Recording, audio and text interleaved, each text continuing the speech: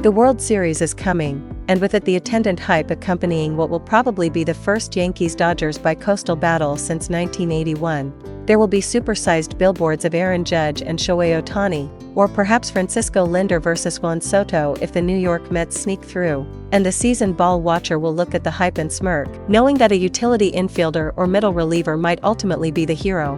Yet these New York Yankees smashed to pieces all that playoff randomness, all these notions that superstars on super teams aren't any likelier to win than some nondescript upper-middle-class club that gets hot for a minute in October.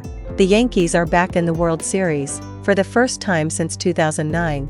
And a club that's truly larger than life has its big boys to thank. Soto, Judge, and Giancarlo Stanton aren't simply sluggers, MVP-caliber producers, or nine-figure earners. Soto to join them in that club very soon. Follow every MLB game, latest MLB scores, stats, schedules, and standings. They are a traveling roadshow. The 6'7" Stanton able to hit baseballs harder than any human on the planet. The 6'6" Judge somehow able to patrol center field in concert with pounding 58 home runs this season, an American League record 62 2 seasons ago. And then there is Soto, who feels like he's been around the spotlight longer than all of them. Yet will celebrate just his 26th birthday Friday, batting second and patrolling right field for the Yankees in Game 1 of the World Series. Saturday night, all of Soto's immense talent and considerable swagger coalesced in the batter's box at Progressive Field, 10th inning, 2-2 game. The Yankees leading the Cleveland Guardians 3-1 in the American League Championship Series, and a fielding error giving them the kind of opening to dispense significant punishment. Soto set his jaw and dug in, taking a pair of pitches before fouling off one pitch, and then another, and one more for good measure, his conviction only rising and, we can only wonder, the anxiety perhaps cresting for Guardians reliever Hunter Gaddis. I was telling myself, Soto said in a TBS interview after the game, I was all over him, I was all over him, I was all over him. Call him cocky if you like, but truth is always a defense. After parrying a handful of changeups and sliders, Soto finally got the fastball he wanted, the kind that he pulverizes, and muscled it to right center field. He stared at it not so much because he knew it was gone, but rather that by mean-mugging the baseball, it might land beyond the fence. And so it did, some 402 feet later, the biggest home run in Yankee history since, let's see, Hideki Matsui's two-run shot off Pedro Martinez in Game 6 of the 2009 World Series, landed in the bullpens. And the practical impact of that blast, Yankees, World Series bound, almost paled compared to the grander picture. Soto did exactly what he was supposed to when the Yankees brought him to New York. His free agency will remain the burning question this offseason, and this October platform will ensure his price tag hovers north of $500 million.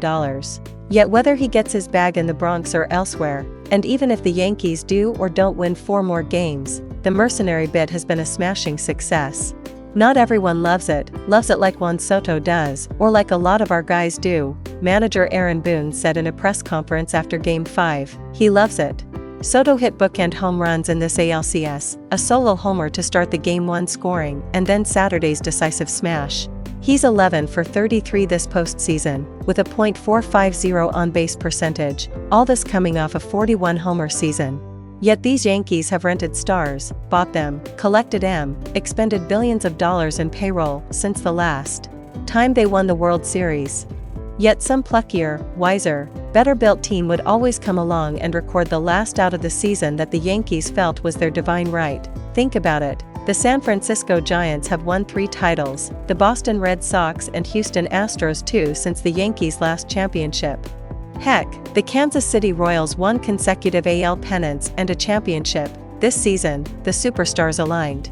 Consider Stanton. Star-crossed and injury-plagued for much of his stint in pinstripes since the Yankees imported him from Miami after the 2017 season, it all came together for G this October.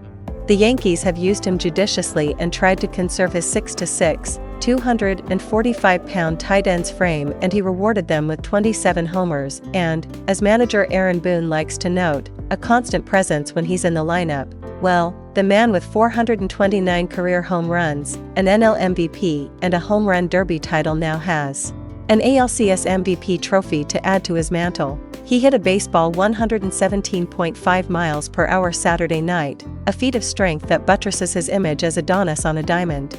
Yet it wasn't just a laser but a game-saver, a two-run shot that ruined a shutout effort from Cleveland starter Tanner Bibee and squared the game 2-2. The Guardians will regret pitching to Stanton. He literally hit the only strike thrown him in a six-pitch at-bat 446 feet, because they'd been put on notice.